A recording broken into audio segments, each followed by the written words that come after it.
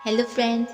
सबके घर में थ्री लाफिंग बुड्ढा बैठे रहते और हंसते रहते हैं। उनकी हंसी का राज और उनको क्यों घर में रखा जाता है, इसका कारण आपको मैं बताती हूँ। बहुत ही पुरानी बात है।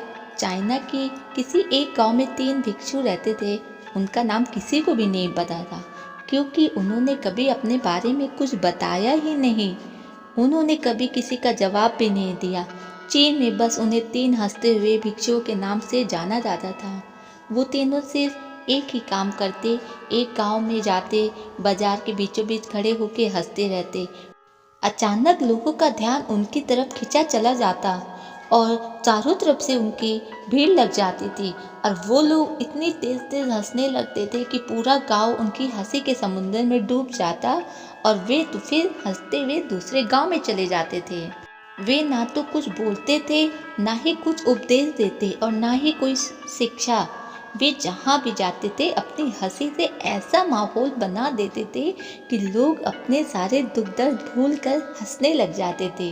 धीरे धीरे चाइना के लोग उन्हें बहुत प्यार करने लगे और वह पूरे चाइना में फेमस होते गए, लाफिंग मोंक के नाम से। चीन के लोग उन्हें बहुत प्यार करते, उनका सम्मान करते, लोग उनका नाम पूछते लेकिन वे बस हंसते रहते थे।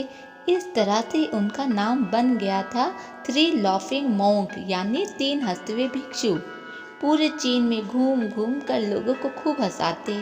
समय के साथ वे तीनों बूढ़े भी हो गए।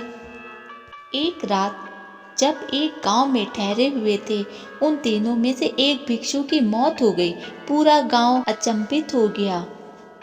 जब सुबह हुई पूरा गांव इकट्ठा हुआ, लेकिन दोनों भिक्षु तीसरे के पास खड़े होकर जोर जोर से हंस रहे थे। ऐसी हंसी जैसे उन्होंने आज से पहले कभी ना हंसी हो।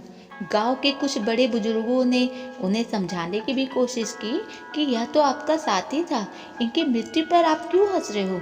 तब उसी दिन पहली बार उन भिक्षुओं ने लोगों से बात की और कहा, हम हंस रहे हैं क्योंकि यह आदमी जीत गया है।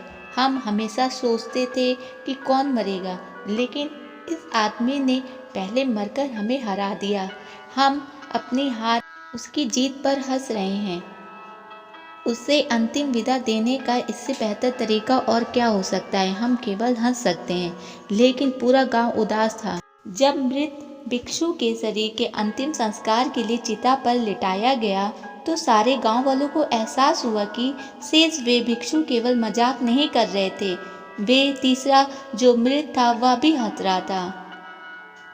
चीन में यह प्रथा थी कि जब एक इंसान की मृत्यु हो जाती थी तो उसके पुराने कपड़े उतार कर उसे नहला धुलाकर नए कपड़े पहना दिए जाते थे। लेकिन मरने से पहले भिक्षु ने अपने साथियों से अपने कपड़े ना बदलने के लिए कहा था।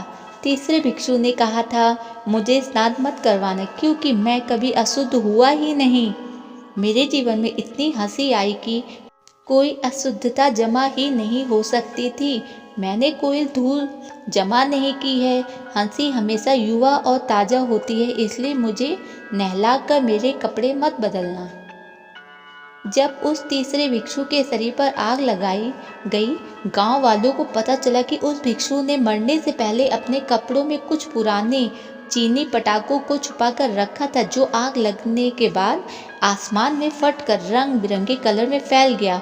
और यह देखकर एक बार पूरा गांव जोर जोर से हंसने लगा। तो इस तरह से वह तीसरा भिक्षु मरने से पहले भी गांव वालों को हंसा कर गया। तो इस तरह वह तीसरा भिक्षु मरने से पहले भी गांव वालों को हंसा कर गया। और यह देखकर दोनों भिक्षुओं ने कहा, चालाक आदमी, तुम मर चुके हो लेकिन तुमने हमें एक बार फिर हरा दिया। तुम्हारे द्वारा गांव वालों में पैदा की गई ये आखिरी हंसी थी। इस कारण लाफिंग बुड्ढा को हम लोग अपने घर में रखते हैं ताकि चारों तरफ खुशी का माहौल बना रहे। Thank you.